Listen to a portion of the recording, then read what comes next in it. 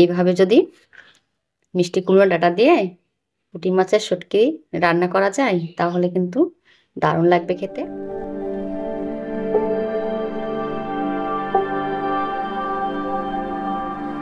Kitchen 24 with village ফুডে আপনাদের আবারও একবার স্বাগত জানিয়ে চলে আসলাম রান্নাঘরে।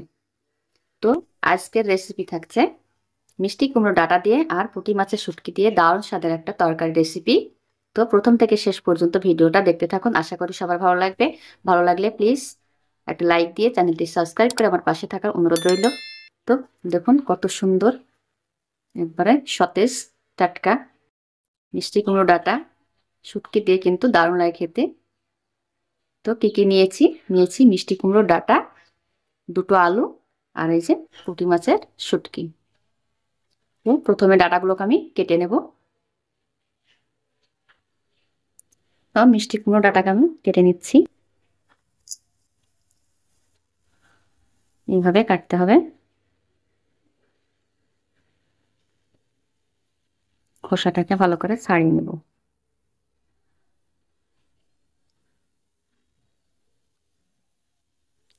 এইভাবে ডাঁটাগুলো সব আমি কেটে নিচ্ছি। দেখুন কিভাবে কাটতে হয়। আমাদের গ্রামে কিন্তু খুব ভালোই লাগে খেতে, আর পুঁটি মাছের শুটকি দিয়ে তো খুব মজা। তো ডাঁটাগুলোকে আমি ছাড়িয়ে নিচ্ছি, কেটে নিচ্ছি সবগুলো। মিষ্টি কুমড়ো ডাঁটাগুলোকে আমি কেটে ভালো করে পরিষ্কার করে ধুয়ে নিয়েছি, যে এইভাবে কেটে নিয়েছি। আর শাকগুলোকে আমি কেটে নিয়েছি ছোটো ছোটো করে, আর আলুটা এইভাবে লম্বা লম্বা করে কেটে নিয়েছি। আর এদিকে শুটকিটাও আমি ভালো করে ধুয়ে নিয়েছি। তো এবার আমি কড়াইটা জ্বালিয়ে দেব। তো দেখুন আমি কিভাবে এই শুটকি দিয়ে মিষ্টি কুমড়া ডাঁটা যা আমি রান্না করি একবারে গ্রামীণ পদ্ধতিতে। তো দেখতে থাকুন।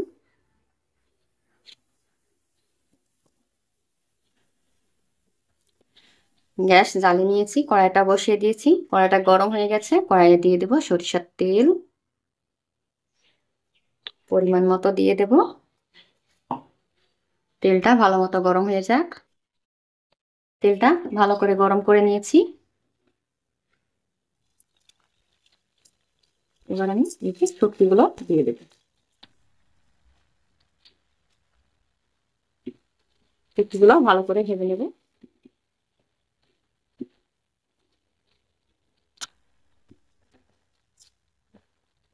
ভালো করে ভেজে নিয়েছি, এবার আমি শুটকিগুলোকে তুলে নেব।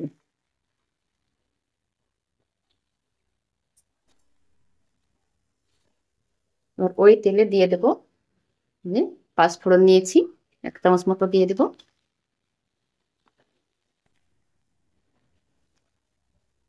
এবার দিয়ে দেবো রসুন কুচি করে নিয়েছি। এবার দিয়ে দেবো পেঁয়াজ কুচি।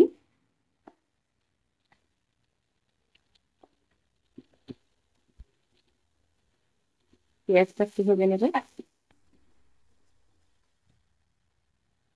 এবার দিয়ে দেবো কাঁচা লঙ্কা চিড়ে নিয়েছি, মাঝখান দিয়ে চিড়ে নিয়েছি। এবার আমি এই যে রসুন, পেঁয়াজ আর কাঁচা লঙ্কাগুলোকে আমি ভালো করে ভেজে নেব। পেঁয়াজ, রসুন আর কাঁচা লঙ্কা ভালো করে ভেজে নিয়েছি। এবার দিয়ে দেবো কেটে রাখা আলু। আলুগুলোকে দিয়ে দেবো।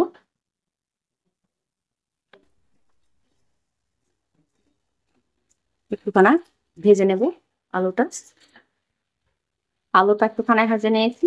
এবার দিয়ে দেবো কেটে রাখা মিষ্টি কুমড়োর ডাঁটাগুলো।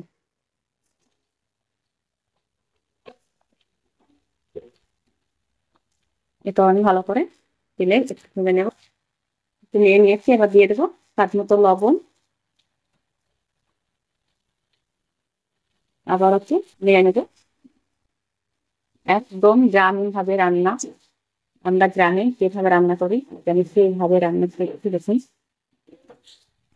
পাতাটা ভালো করে মেরে নিয়েছি। এবার দিয়ে দেবো হলুদের গুঁড়া।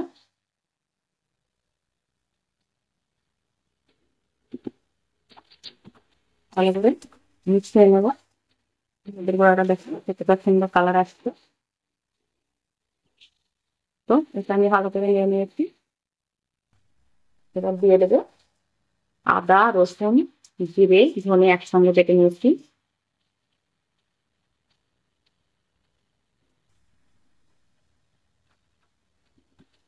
মশলাটা আমি সবজির সঙ্গে ভালো করে কষে নেব।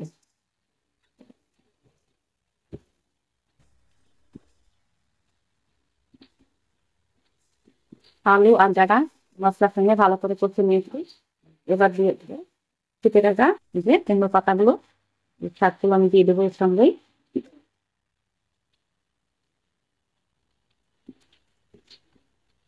আবার আমি ভালো করে নেড়ে নেবো। দেখুন কতগুলো পাতা একেবারে কমিয়ে গেল, দেখুন কতটা কম হয়ে গেছে। পাতা আমি একসঙ্গে দিয়ে ভালো করে কষে নিয়েছি। এবার দিয়ে দেবো ভেজে রাখা চিংড়ি মাছগুলো, দিয়ে আবার আমি সবকিছু একসঙ্গে ভালো করে কষে নেব। এইভাবে একবার যদি রান্না করে খেয়ে দেখেন তো দেখবেন কতটা টেস্ট আসে, একদম গ্রামীণ পদ্ধতি। তো এভাবে একবার রান্না করে খেয়ে দেখে বলবেন কমেন্টে, অবশ্যই কমেন্ট করে বলবেন যে কেমন হয়েছে আজকের রেসিপি। সবগুলো আমি একসঙ্গে ভালো করে কষে নিয়েছি। এবার দিয়ে দেবো পরিমাণ মতো পানি। দেখুন ফুটতে শুরু করেছে, এবার আমি ঢাকা দিয়ে রান্না করে নেব। ঢাকা তুলে দেখে নেব।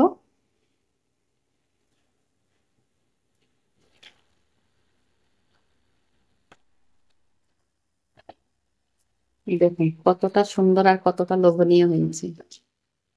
মিষ্টি কুমড়ো ডাঁটা এইভাবে পুঁটি মাছের শুটকি দিয়ে রান্না করলে খেতে দারুণ লাগে।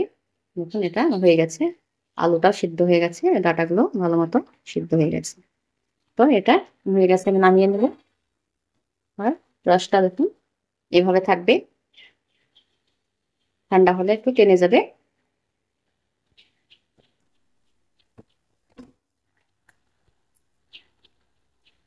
হয়ে গেল রান্না, এবার আমি নামিয়ে নেব।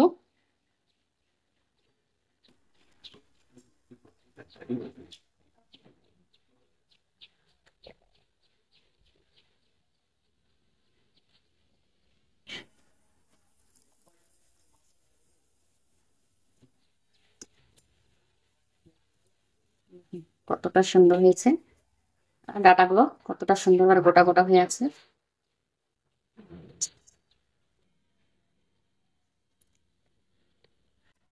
দেখুন কতটা সুন্দর হয়েছে। এই গরমের দুপুরে এইভাবে যদি মিষ্টি কুমড়ো ডাঁটা দিয়ে পুঁটি মাছের শুটকি রান্না করা যায় তাহলে কিন্তু দারুণ লাগবে খেতে। আর এইভাবে তো এক থালা ভাত নিমেষে শেষ হয়ে যাবে। দেখুন কতটা সুন্দর হয়েছে। জি,